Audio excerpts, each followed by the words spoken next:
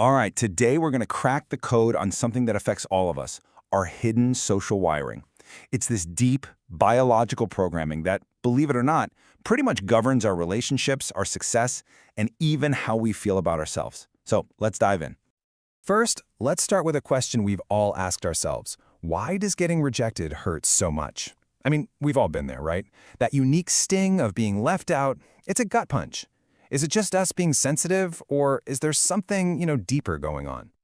Well, it turns out the answer isn't really about our feelings at all. It's about our survival.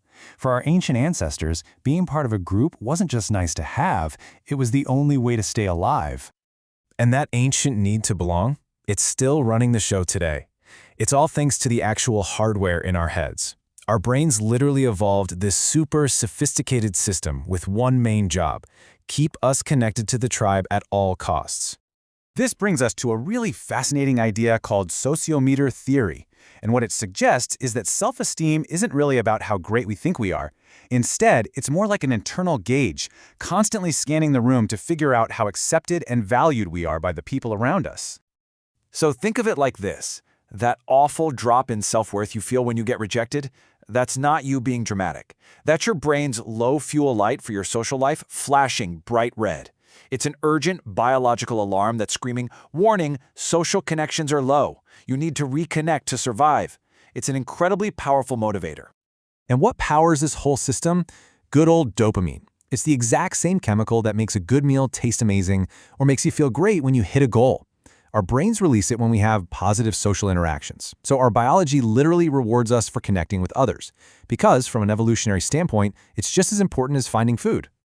But what happens when this finely tuned system doesn't get the social connection it craves? Well, it becomes vulnerable. It can even be hijacked. See, when we're disconnected, our brain's reward system is essentially starved. And that's when artificial things, like drugs or alcohol, can come in and hijack that pathway, giving us this massive surge of dopamine that real-life interactions just can't compete with. And this kicks off a really dangerous cycle. The substance becomes a stand-in for real connection, which then creates a dependency to avoid the pain of withdrawal, a pain that feels a lot like, and just deepens, the ache of being alone. Now, the problem isn't just what's happening inside our heads. Our individual pain often gets amplified by this weird, powerful social dynamic that basically keeps us all trapped in silence. Just look at this number for a second, 81%. That's more than 4 out of 5 young people who are afraid to say, "Hey, I'm lonely," because they're terrified of how people will react. So the very thing that would help, reaching out, is blocked by the fear of, more rejection. It's a perfect, painful catch-22. And this leads to a huge paradox, right? We know for a fact that tons of people feel lonely. Yet, in public, everyone walks around pretending they're doing great. How is that possible? Well, there's a name for this. It's a phenomenon called pluralistic ignorance.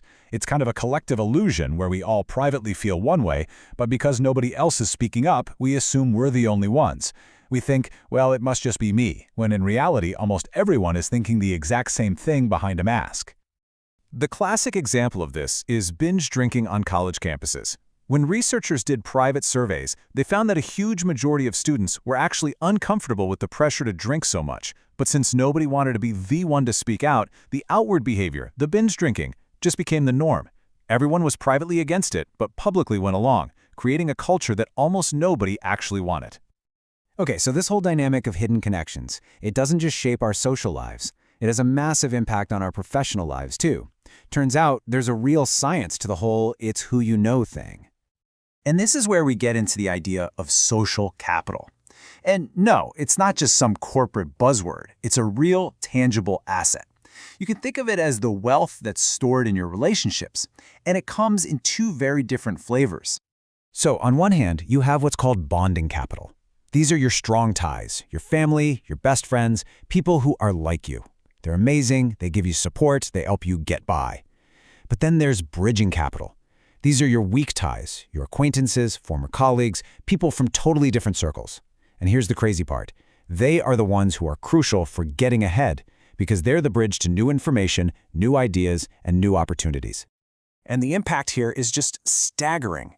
Research by the economist Raj Chetty found that when low-income kids form friendships across class lines, building that crucial bridging capital, their future income goes up by an average of 20%.